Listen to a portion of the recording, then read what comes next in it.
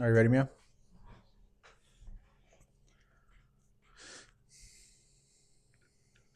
Yes.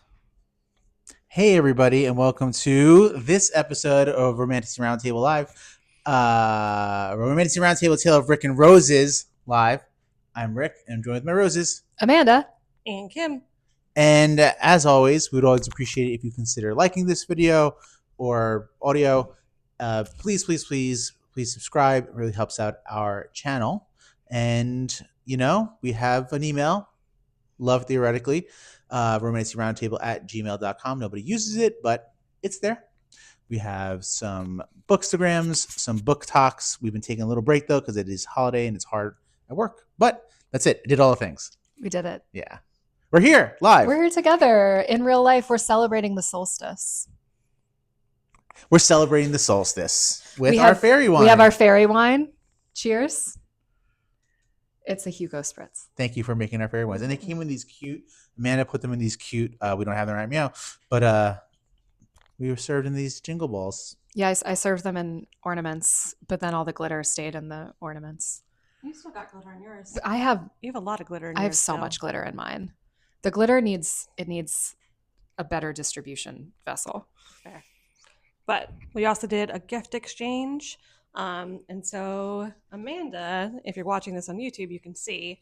But if you're not, I will explain it. She handmade ornaments for us that have miniature books of every book that we read for the podcast this year. And I'm going to shout out the book DIY ornament. I'm going to shout out the Bookcase Beauty, who thank you, Bookcase Beauty. Thank you, Bookcase Beauty, whose directions taught me how to make this, because it is like the viral bookish gift of the year, apparently.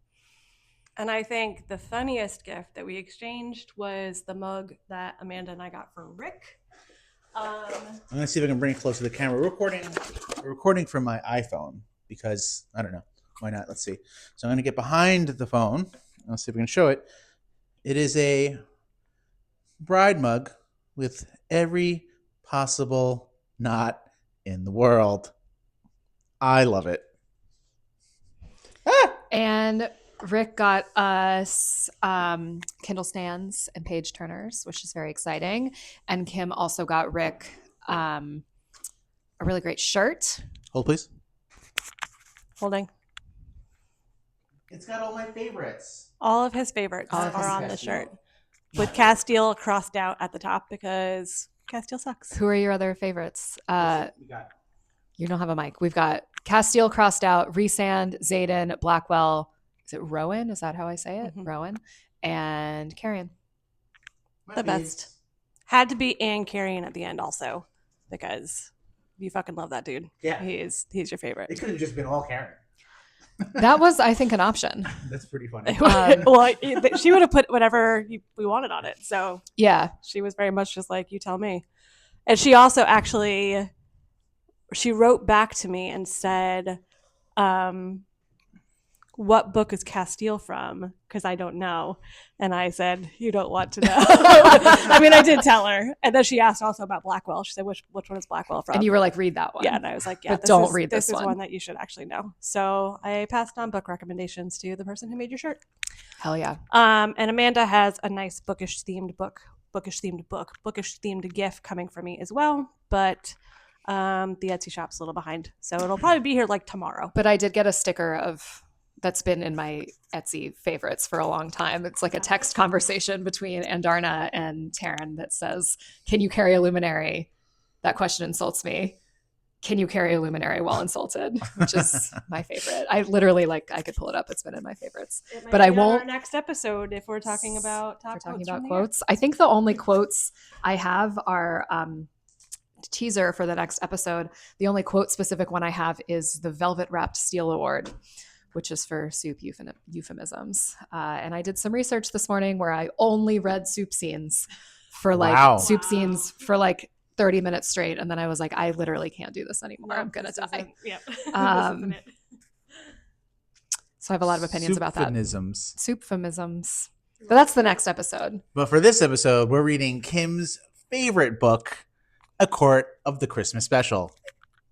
Yay. It's called A Court of Frost and Starlight, and it is It's the solstice special. It's If the we're solstice being special. actually on theme for what the book is. It's the solstice special. Yeah, I will say it's nothing about it is really like overtly Christian. They're not like building trees or anything. They're just giving each other gifts, Celebrating the longest night of the year. which was last night.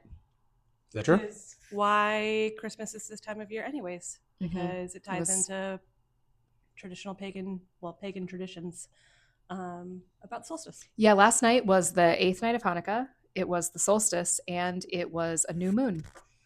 Wow. So it was a lot of like combo stuff happening at once. So very witchy energy last night. So basically Mercury is in retrograde.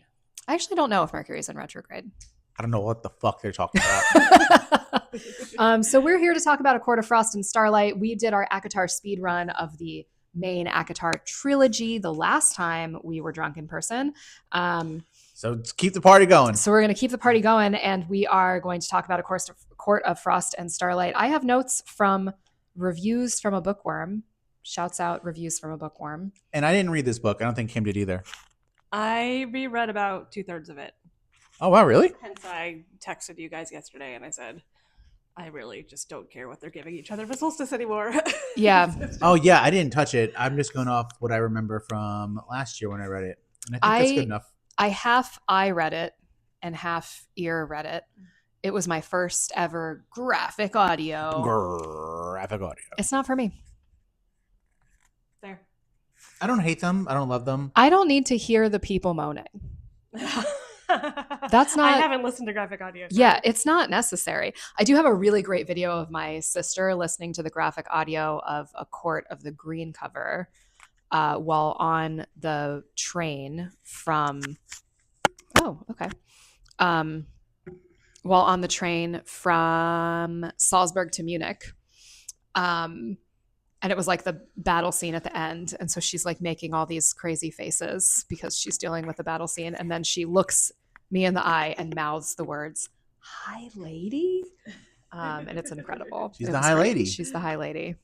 High lady of the night court. Also, I'm going to call Amanda out for a second because Amanda had us bring capes home from the language festival so that we could be little elves as we record our Christmas episodes or holiday episodes. She's not even wearing it. And Amanda's not even wearing it. So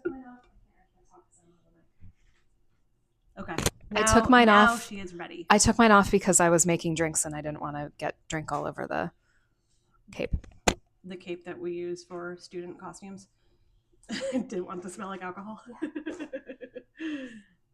Okay. She's doing great, guys. She's trying to put this cape on. I'm doing so good. That's do you need the cup to see how the knots work?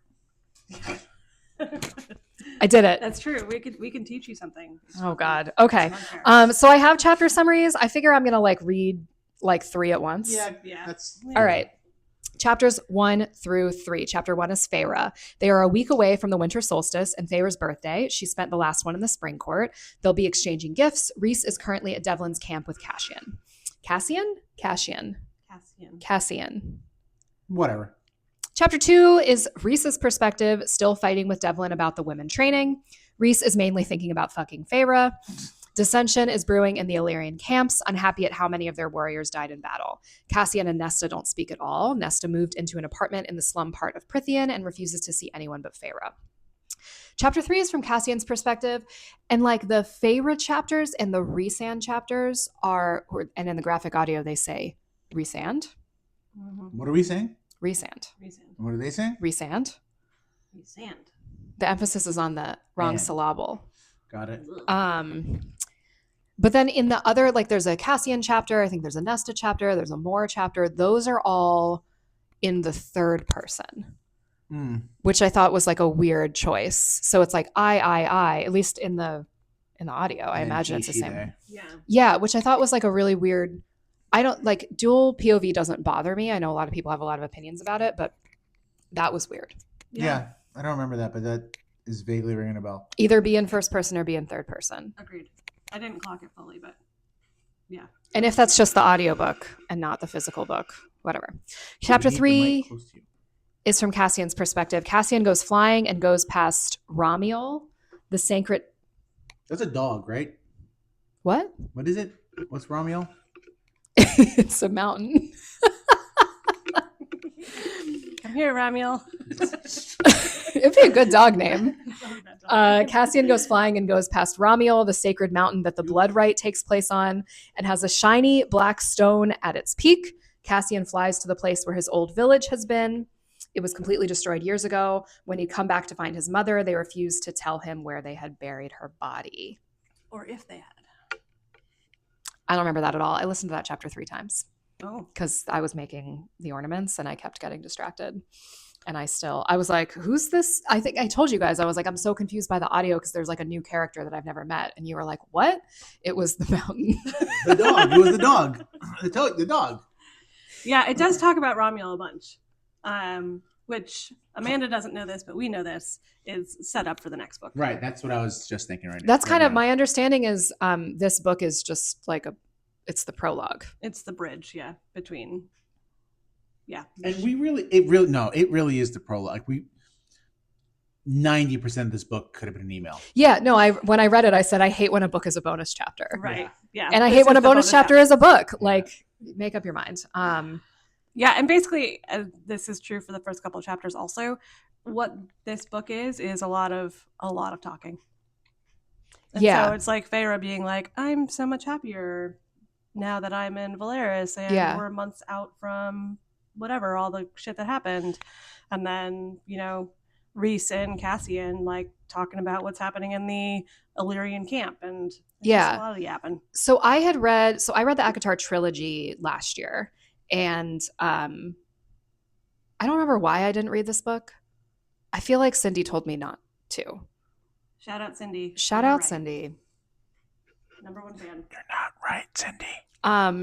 So I feel like she told me not to, so I didn't read this book, and then Rick read it. Pause. 20-second timeout. She also said not to read Crescent City. She didn't say that. She said I don't need to read Crescent City before ACOTAR 6 comes out. Also, don't even shake your head. She said she would just. I was being like. She said she would just tell me the thing I needed to know. No. Absolutely not. I don't know. You be trying to tell me things all the time. Yeah, I'd be telling you she's wrong. Okay, ACOTAR 3.5. So I read the first 3 books, and then I didn't read these 2. But when Rick read ACOTAR in December into January, he read all 5. And so Rick came in January and was like, they're shopping for Christmas presents. That's the whole book. Women be shopping. That's the whole point. That's the whole book. And I was like, that can't be real. They're shopping for presents. And 10 months later, I'm like, oh my God, they're literally shopping. Like, women be shopping. That's the whole point of the book. And men. And they're men. all shopping. That's true. I will. So ACOTAR. Like, what are you getting for more? What are you going to get for Amren? Everyone's getting Amren jewelry. Everyone's getting Cassian weapons, right? And Moore is bad at giving gifts. That's the whole book. All right. And everyone's giving Nesta pity. Chapter 4, there's some text for chapter 4. Feyre, her and Rhys host weekly open audiences at the House of Wind where people can come and ask for things they need. She goes for a walk through Velaris and she sees a Fey woman she remembers seeing the day Hybern attacked Velaris. Rhysand. Yeah. Rhysand shows Feyre the studio place she works in and invites Feyre to come and use it whenever she wants. She tells Feyre everyone remembers how she came and fought for them the day Hybern attacked. Moore comes to join her. Feyre is trying to find a present for Amren. Moore says her, Rhys, and Feyre are going to head to the Hewn City that night, a tradition to visit for Solstice. Moore has heard that Eris will be there, and she wants to see how close he and her father are. Yeah, our first shopping chapter. And the setup for the art studio. And the art studio. That's right. That's like the other thing that happens in this book. He gives her an art studio. Way to spoil the end of the book. I don't know. I thought that was a nice gift. We can talk about that when we get there. But I thought that was a nice gift. If they're watching this, they read the book. Not necessarily. I don't think that's true for all of them, actually. Yeah, but we're gonna get to it. We're doing the whole book this episode. This whole 220 pages or whatever. Right. Chapter 5, Rhys comes home. Oh, this is still from Feyre's perspective. Rhys comes home exhausted and Feyre brings him food. Soup. Then we get a pointless lesson on Fey periods. They get one every 6 months. Feyre once again thinks about children, says she didn't mean it when she told Rhys that she didn't want kids anytime soon. Rhys is mad at Nesta for not helping Feyre when they were human. Feyre points out that he has forgiven Elaine, and he says that Elaine is Elaine, but Nesta is different. And I would like to add some commentary from Reviews from a Bookworm. Oh. She says, nope. I wish people would stop making excuses for Elaine like she's a child. If you hate on one sister for not helping, hate on Elaine too. Agreed. And I think that's fair. Yeah, I've never. I don't like either of them. I've like, what has Elaine done except be mopey? Yeah, I do feel like we get more of her in this book than I remember getting of her in any of the previous books. Yeah, still not much though. At least Nesta killed the King of Highburn. Yeah, and Elaine. Elaine's a wet blanket. Womp womp. Chapter 6 is from Moore's perspective, and I liked this chapter. She goes to the hewn city to see Kier and Eris. She remembers the day Eris found her and left her for dead in the Autumn Court. He told all the guards with him that day not to touch her, said if they did, then she became their responsibility. He leaned over her and asked her if she was correct, that she did not want to live in the Autumn Court, and he could read in her eyes that she didn't. Eris then told the guards to leave her, that she had sullied herself and her family chose to deal with her like garbage. Seems Eris's father wants to expand his territory into the human lands. Eris tells them to speak to Tamlin, as he'd be the one giving him permission to do it, as the Spring Court borders the human land. I really like Moore. She's like a top favorite character for me in the ACOTAR series, even though she's not a ginger. And in my head, she's a ginger. She's blonde. Yeah, but I thought she had red hair. We love representation, and so thank you for our queer girly. We love a queer girly. I hope that she gets at least a novella. Yeah. We'll take bonus chapters of more. Yeah, I just if we're gonna write into the ACOTAR universe forever, I actually don't need to read an Elaine story. I would much rather read a Moore story than an Elaine story. Heard. And I recognize that I don't know anything about Sarah J. Maas's sexuality, but it's probably hard for straight women to write queer soup.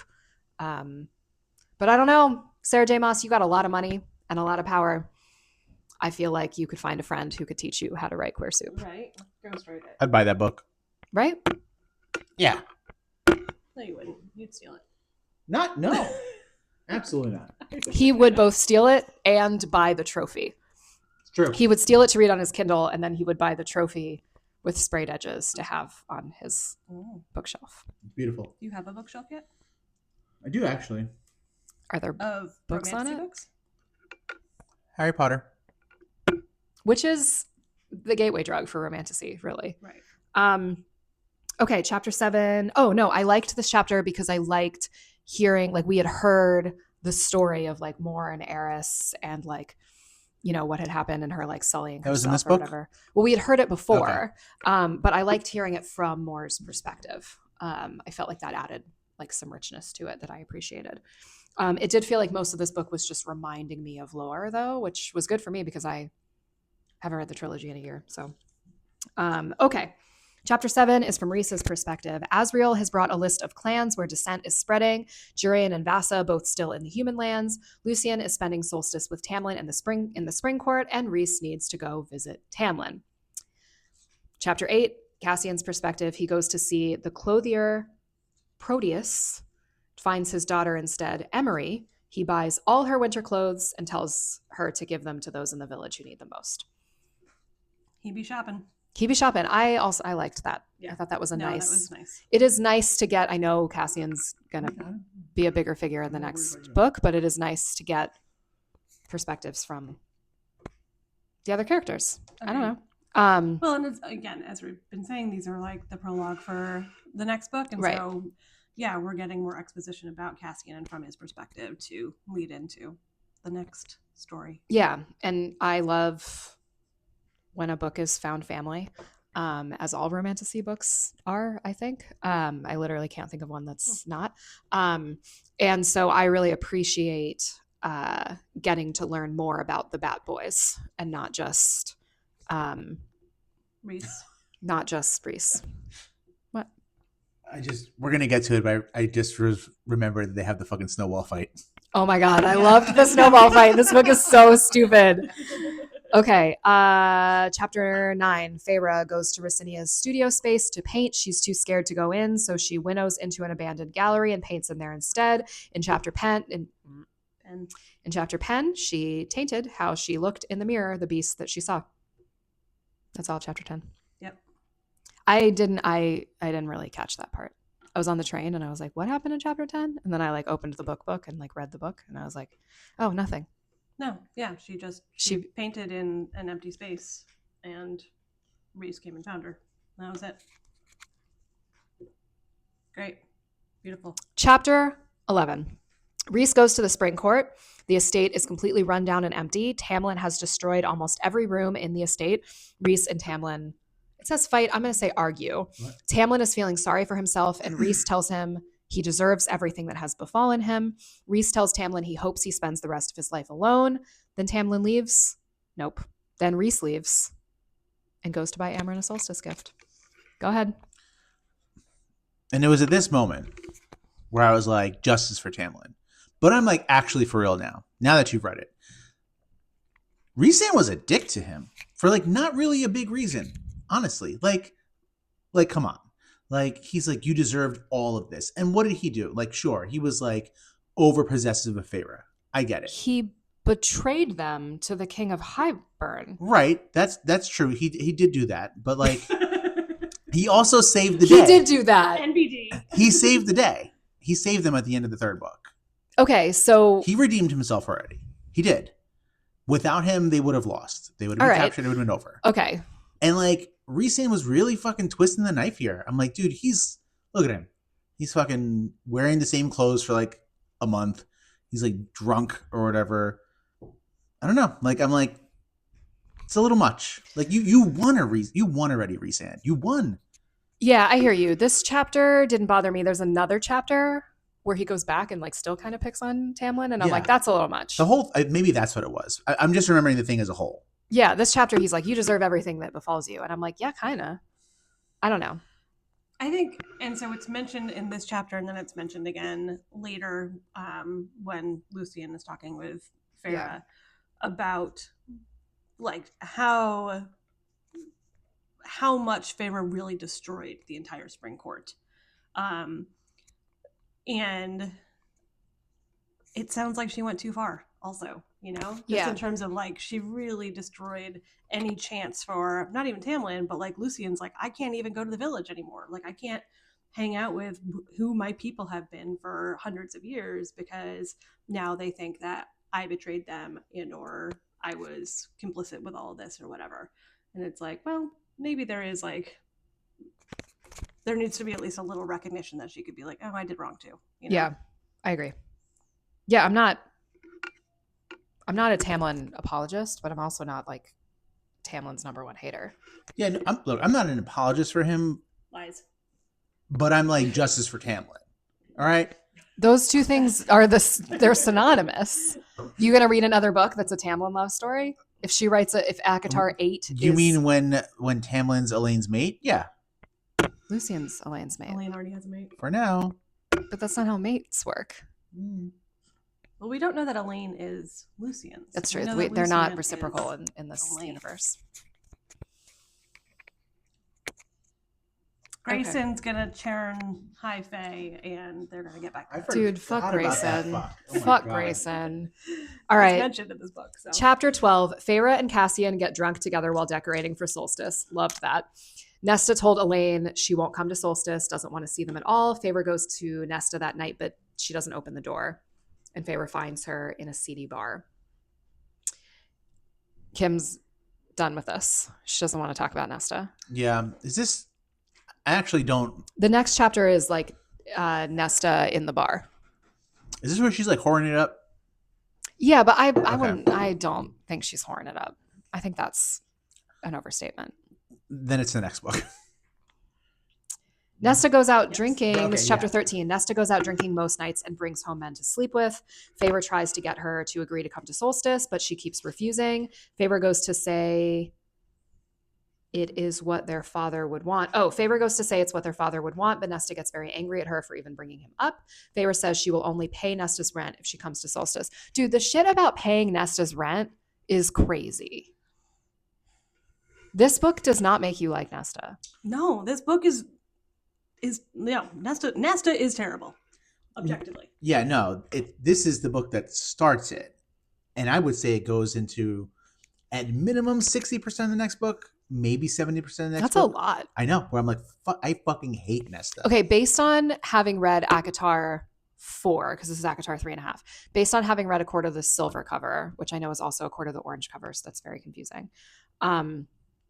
Based on having read that one, do you believe ACOTAR 5 is going to also be a Nesta book, or do you believe ACOTAR 5 is going to be a book about a different character? I think it's about a different character. I think book 4 is Nesta's. Well, it is supposed to be sort of Nesta's redemption. Yeah. Fuck Nesta. I'm not here for it. So I think the next one is probably Elaine. Yeah. So that makes sense that she's written like a trilogy about Feyre, and then she'll write one book about all of these other characters. Yeah, I think Nesta's story is closed out. Okay. I mean, the next obvious That's kind of what I person is figured. I'm Elaine. just like, is she writing like 3 books forever? You know what I mean? Yeah, no, I think the next book would probably be Elaine. That would make the most sense. Also, when I said whoring it up, what I meant was, just want to clarify this.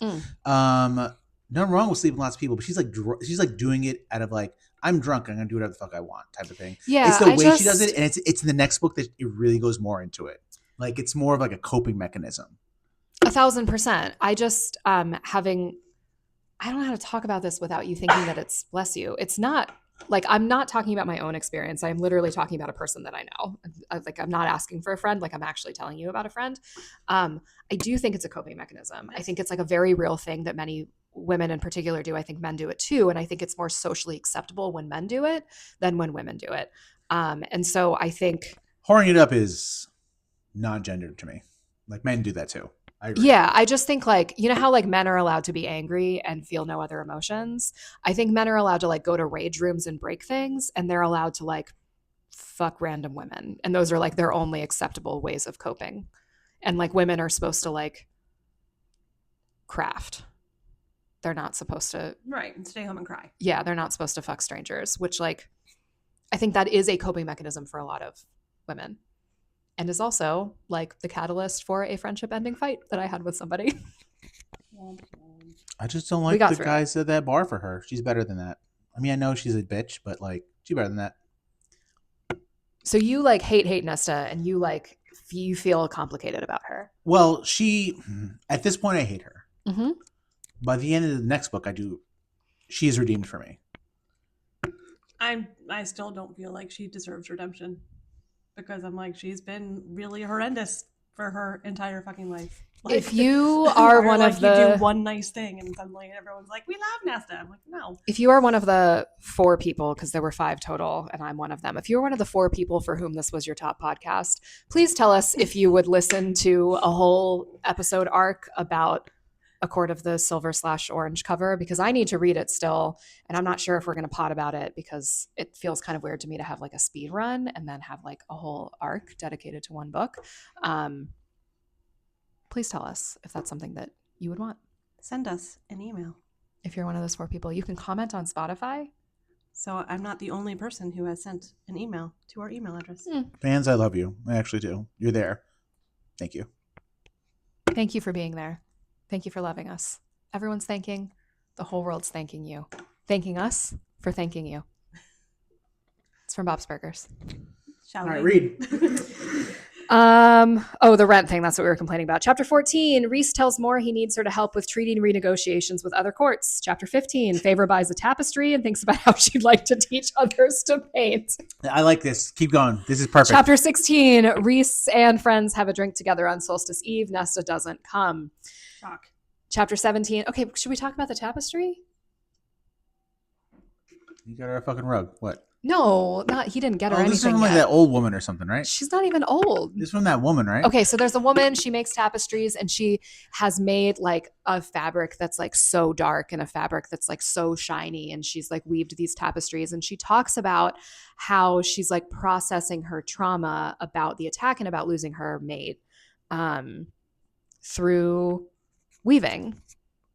And this is a moment for Feyre where she's like, oh, I can process my trauma through art, and other people could process their trauma through art too. And I think that's cool. Agreed. Yeah, I forgot about that. So thank you. You're welcome. Can I share 2 things I don't like? Yes. Thank you. Just so you know, I have an award for you. Yeah, I know. I figured. The Well Actually Award. We'll see. This is about language choices in this book. I hate that they continue to refer to each other as brother. The Bat Boys do. Constant. My brother, my brother, my brother. And I'm just like, call him by his name. And then also, I find the use of mate to be too much.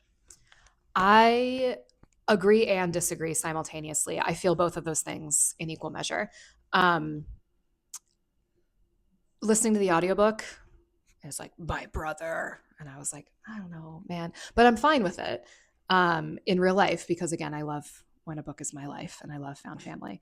And I also recognize that in this universe, a mate is deeper than a spouse. And so I think it's like to call attention to that. But it's also just call her Feyre, you know? Yeah, Not to yeah. constantly be like, my mate. Yeah, Yeah, it's like, a lot. Oh, the possession of like both my mate and my brother just feels a lot. But people love the possession is part of the thing. I think people love that. Yeah, that comes into it. We'll talk about in the next book. Literally all I know about the next book is put your hands on the headboard. That's all I know. Oh boy. That's all I know. I know that scene. In the dining room. And the dining room. I don't know that. I just know the headboard. I actually, yeah. So like in the next book, it's not, he doesn't get to the level of it, but like Rhysand gets pretty possessive. Like he gets Tamlin-esque possessive. He doesn't hit where Tamlin hit, but he's getting up there. Yeah, I think Tamlin's, like the issue with Tamlin isn't the possessiveness, it's that he wasn't listening to what Feyre wanted or needed. Wait till the next book. Okay. Rhysand does the same thing. Okay. Okay, but he's still on your shirt. Oh, I love him. I'm just saying, justice for Tamlin. Okay, but this book. Chapter 17, Feyre wakes up and Rhys gives her some birthday presents because her birthday is solstice, because of course it is. I did see I'm not on Twitter anymore, but I did see a thread that said Happy Winter Solstice, aka the birth date of every female lead in a romantasy book. And also Ellie, was it yesterday or was it the day It before? was Saturday, yeah. Okay. Ellie doesn't listen to this podcast because she's a child. Happy birthday to my Happy niece. birthday, Ellie. She is my favorite person on the planet. And I got her vinyl because I got her a record player for her birthday 2 years ago. Hell yeah. Oh my God. And the video showed up on my time hop. And she's opening her record player and she goes, now I can be a record collector just like Auntie Amanda. Oh. And I fucking sobbed. And I have to tell you, Ellie owns more records, I think, than I do at this point in the last 2 years. And I don't know if she still like equates collecting records to me, but like an ongoing theme in my life right now is I'm like, I don't know what to fucking do with kids. Like, how do I talk to kids? What do I do with kids? My friends have kids. I don't know how to talk to them. And I'm like, well, Ellie doesn't count because she's hardwired to think I'm the coolest person on the planet. Like that's her like job. But like your daughter thinks I'm cool. She does. And she's incorrect. I'm not cool. That's true. But like maybe I do kind of know how to talk to children. I think you do. Thanks. I don't know. I will say about vinyl. So my parents got divorced when I was 2. Very amicable divorce. They are very close friends, have been all their lives. It's great. And the only thing that they argued about during divorce proceedings was the records. So they actually had to have a mediator help them split the record collection. I kind of love that. The only thing that they argued about. My parents had vinyl, but the like turntable was attached to like a larger speaker, and somewhere in one of the moves, because I moved around a lot as a kid, somewhere in one of the moves the vinyl was all lost except Abbey Road was still on the turntable. Wow. And so for a very long time Abbey Road was the only record we owned. So when I bought a turntable, the first record I bought was Abbey Road, and the second record I bought was the Charlie Brown Christmas album, because it's the best Christmas album. Chapter 18. No, we're still talking about chapter 17. She wakes up. Rhys gives her some birthday presents, including a sketchbook, scarf, and satchel for her paint supplies. Feyre wants to draw him nude. He leaves to go off with Cassian and Asriel for a Solstice Day tradition. He doesn't tell her what. And then Lucian shows up. Okay, can we go back to something I forgot to mention earlier? Speaking of drawing him nude. This is chapter 2, where Rhys's thinking in his brain about how much he wants Dude, to all he's talking about is how much he wants to have fuck soup. her. And recounts an experience where he fucks her while they are flying. Dude, that was crazy. And that was one of those moments where I'm like trying to picture the mechanics of like, how does this work? And how is this enjoyable for that matter? Because it's like, it sounds like he had a great time, but like, did she have fun on this? I feel like I would be scared for my life. Right? I don't know. That's Anyways. one way to join the Mile High Club. But All right, she draws him nude. She fills up the whole sketchbook in like 5 minutes. I don't know, man. Like if you bought me a sketchbook and I immediately sketched the entire sketchbook, I would be like, I don't know. I used the gift. Like used the whole gift. All right, chapter 18. Lucian has been sent. It's from Favor's perspective. They're pretty much all from Favor's perspective. Lucian's been spending time with Jurian and Vassa. Moore takes Favor to see Rhys, Cassian, and Azriel. The tradition is a snowball fight. Love. The best. That's ridiculous. These fucking, the most deadly warriors in the fucking universe. And they're having a snowball Having a fight. fucking snowball And they've fight. been doing it every year for like hundreds of years. I loved it. Yeah. I loved it so much. And they're near the house. Mm-hmm. And this was Azriel's 199th win in the snowball fight. I didn't remember that. Yeah, that's in the next chapter. That this was his 199th win. All right, so they're done with the snowball fight, and then they go back to... No. Something else happens here that's not in these notes, but basically, like, they're done with the snowball fight, and they, like, go to the sauna Yeah. or whatever, and Feyre is, like, telepathically communicating with Rhys, and he is excited, and they kick him out of the sauna. I remember that. I hated that. Oh, I loved it. I thought it was great. Yeah. All right, it's chapter 19. They're at the solstice celebration. They give Feyre a birthday cake because it is her 21st birthday, because as a reminder, these guys are thousands of years old and Feyre is 21. Fucking one. And then they start exchanging gifts and Nesta shows up. Chapter 20, Nesta is silent the whole night. That's a Christmas Carol. She takes her rent money from Feyre at the end of the night and leaves, and Cassian goes after her. Chapter 21 is from Cassian's perspective. He has a gift for Nessa that it took him months to find. She says she wants nothing from him, but then he remembers how she was willing to die for him in the battle. They have a fight, and he throws her present into the river. I like Cassian. I do too. He deserves better. He does deserve better. I like Cassian too. I forgot what I was gonna say. Oh, I remember I saw in our Romantasy once. So it wasn't even me who came up with this, but it was like someone was like,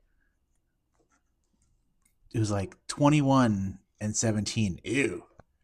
2018. Yes. Wild. Every book that we read. It's Cassian who tells someone to put their hands on the headboard. Sure is. I can't wait for him to tell me that. Sure. Okay. Chapter 22. Oh my gosh. I think it's going to be great. That's the only thing I know about book 5. Book 4?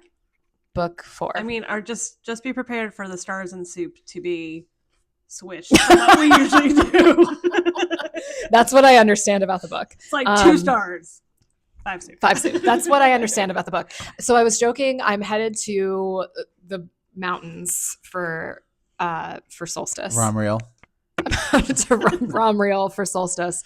And I was joking with Tristan when I was like, I'm currently reading my 98th and 99th book. And I'm like, what should be my 100th?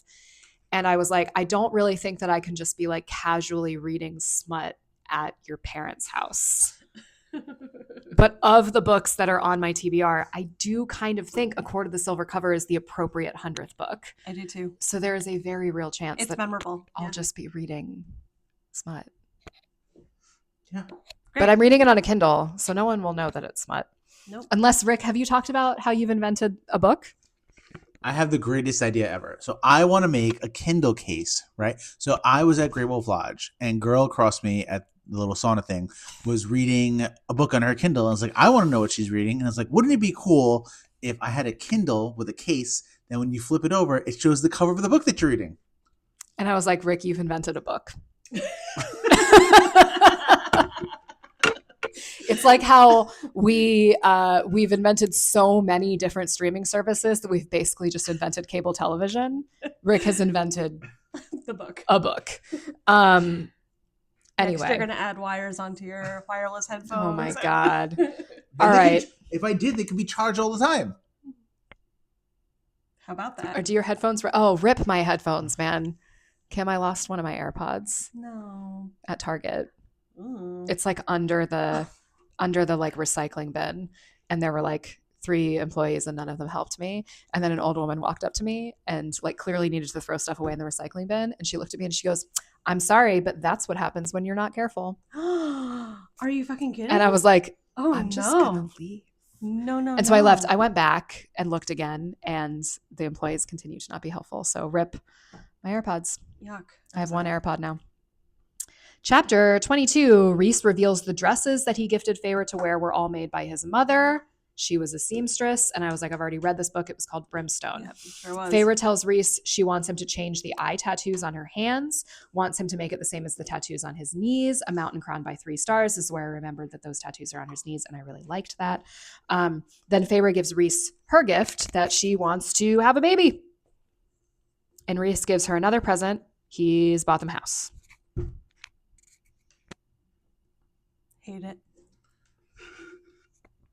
Thank you. I'll take the mic now. I remember vividly last year, Kim was like, "Man, I hate the pregnancy trope. Feyre has to be pregnant." Now, that's right. Look at her. I see her. Kim, how many books have you read where the character becomes pregnant?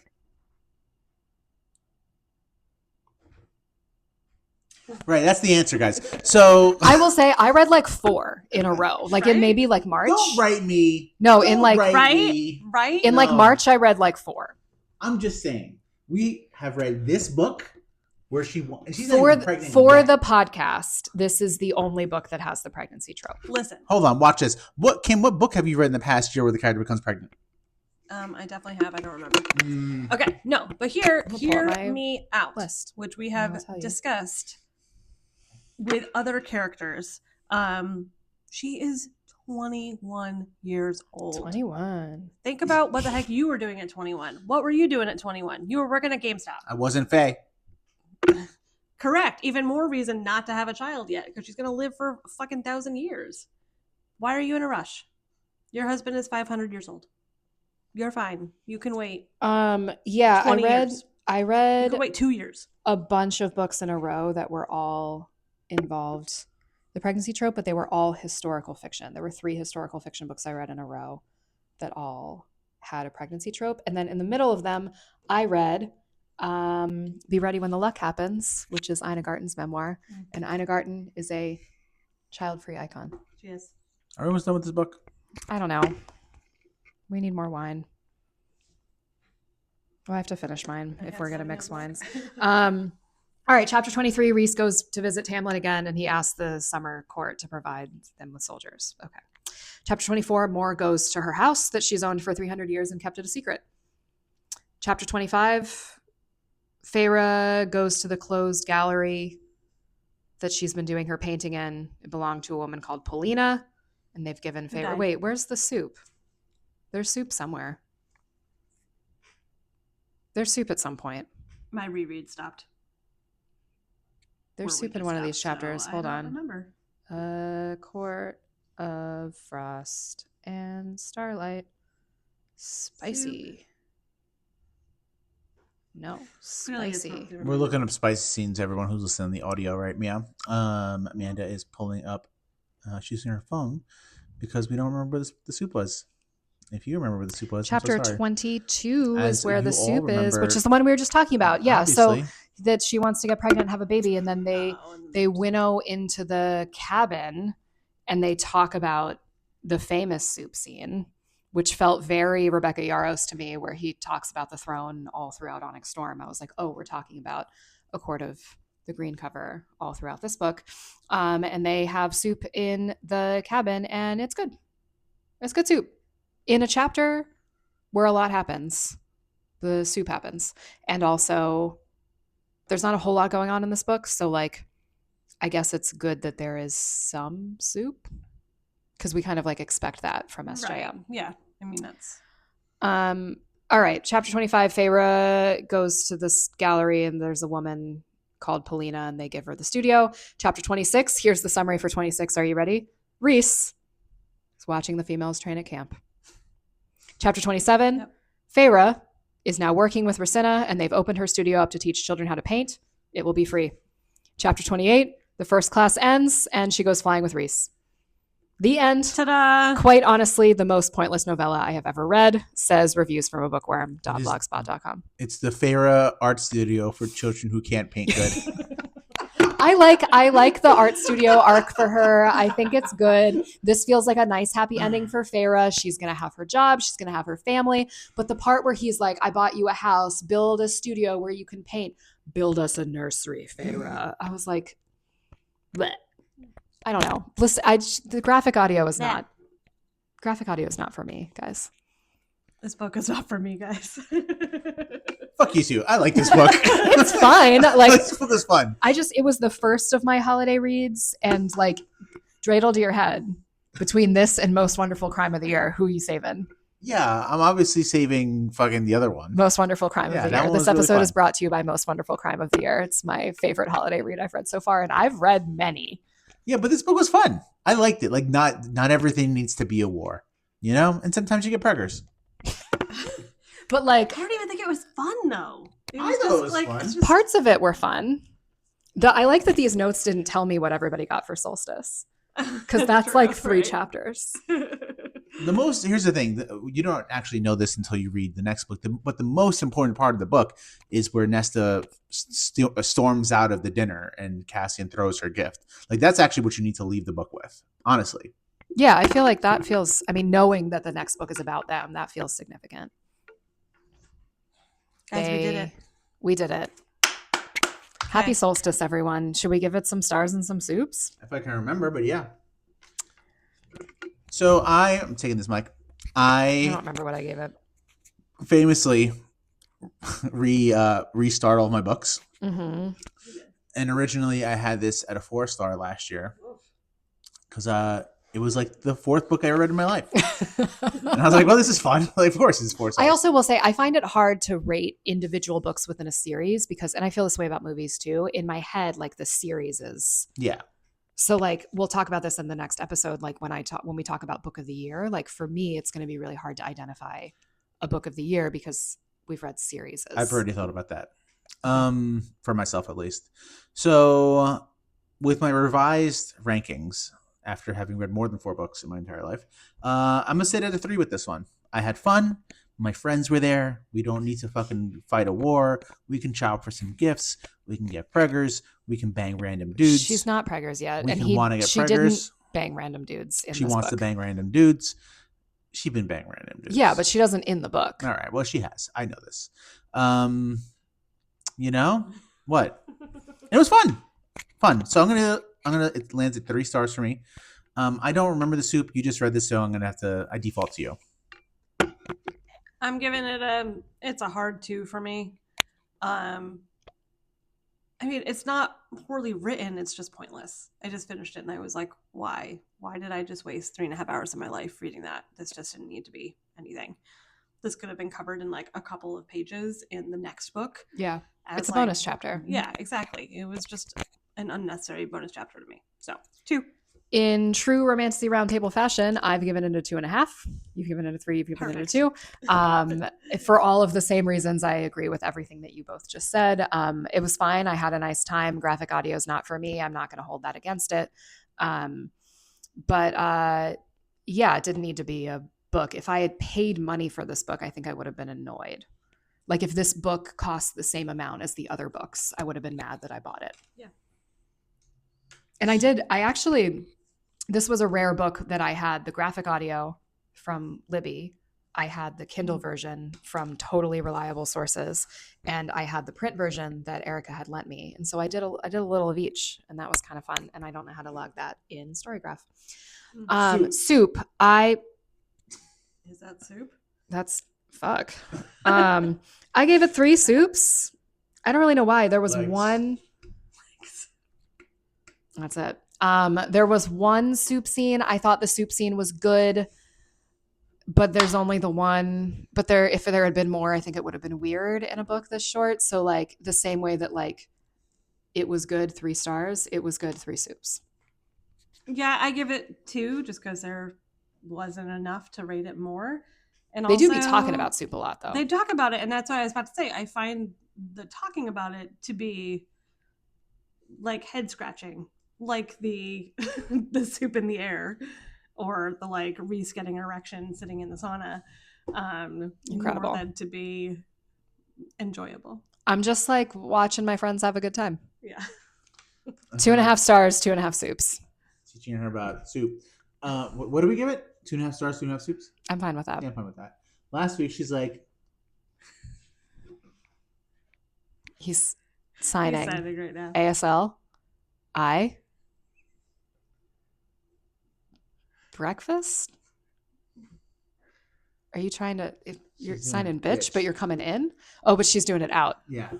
So she's I was I'm trying like- to do she's like- speak, and I learned that the word for speak and the sign for speak and the sign for bitch are similar. are similar. Speak is a enough. 4 hand shape, and bitch is a B hand shape, and breakfast is also a B hand shape. So you can't be like, eat your fucking breakfast. Because if you sign breakfast when you're angry, you are signing bitch. Yeah, so she says, "Look, I got it. I ASL, bitch." I'm like, okay. no, I said Okay. I Speak. bitch ASL. Yeah. Yeah. I bitch ASL. You also don't speak ASL. That's what I said, that's I know. him. Well, I knew that, but I didn't know how to say it. I didn't know how to sign. And I was obviously partially trolling him. So As one does. I think we should do what else are you reading in this episode because we're not going to do it in the next So episode. I'm holding this water bottle and reminding me of all those books where I'm like, my hand's barely wrapped around it. Oh my God. I feel like I've seen so many reels of that this week. That's like such a moment. What am I reading? I could barely fit 2 hands around it. It's like, Why would you Girl. do this? I don't even want to do this. Yeah, now I'm gonna hold. but with you both can hands. fit 2 hands around it. I can. So it's bigger than that. Oh God, what are you doing? and Rick doesn't have big hands. I got baby Rick hands. has like smaller hands than I I do. It's really not for do. me. What am I reading? I'm reading Secret Lesbians in a Christmas Farm. They're not lesbians. I know. You're reading Love Light Farms. I am. That was my 89th book. God, you're that much further along now. That was your 89th. Yeah. I actually don't remember what I had read the last time we recorded. I also read Scooby Doo and the Gang at Christmas. I love that. Should that be my 100th book? Yeah. I'm on Dungeon Crawler Carl Part 2. I'm on Yeah. Dungeon Crawler Carl Part 1. Are you? I am, because Rick was yelling at me. He was like, I've been telling you to read this book for 100 years. And I was like, you That told me to sounds read this right. book 2 days ago. Yep. Verbally. I have no I- proof of that. I love it, honestly. I'm having a good time. I love it. So yeah, I'm like not reading. yet 20% of the way into the first one. Fair. That'll be my am 99th. Like 60% into the second one, and probably gonna finish it today or tomorrow. So I'm going to save my lesbian question for the next episode. I have a lesbian question. I am listening to a lesbian book, though. So, Good soup. Good lesbian soup. all right. So close this out while I go. Wait, what else am I reading? I'm reading, I don't know what I've read since we last spoke. I think I had read Batman. I finished Our Infinite Fates, 5 stars. Loved it. Everyone should read Our Infinite Fates. One soup scene. It's fine. But read it for the vibes. I finished Love You Alatka. 3.5 stars. It was cute. I finished 8 Nights to Win Her Heart. Oh, we were supposed to talk about that. Is this We'll the do it. episode where we're going to talk about We'll it? do it next episode. Let's get a little more It was drunk. bad. Now I'm listening to Make the Season Bright and reading Dungeon Crawler Carl, and those are my 98th and 99th books. I'm having a lot of trouble picking my 100th book. Yeah. So famously, I tried to start when I started lesbian. They're not lesbians. Whatever. Farmers for Christmas. Lesbian Christmas Farmers. I started Alchemized. I did. And I Yeah. read the first sentence and it was like, Helena had been in this dark so long she forgot she had eyes. I was like, nope. Not Yeah, yet. so Not we had yet. said we were going to read Alchemized next year. I don't know if we're going to read Alchemized next year. We don't know what we're going to do next year. Stay tuned. TBD. All right. Close this out while I get up and get ready to close this.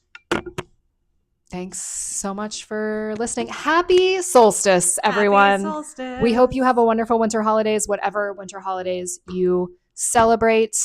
Watch our next episode. Okay, bye. Bye.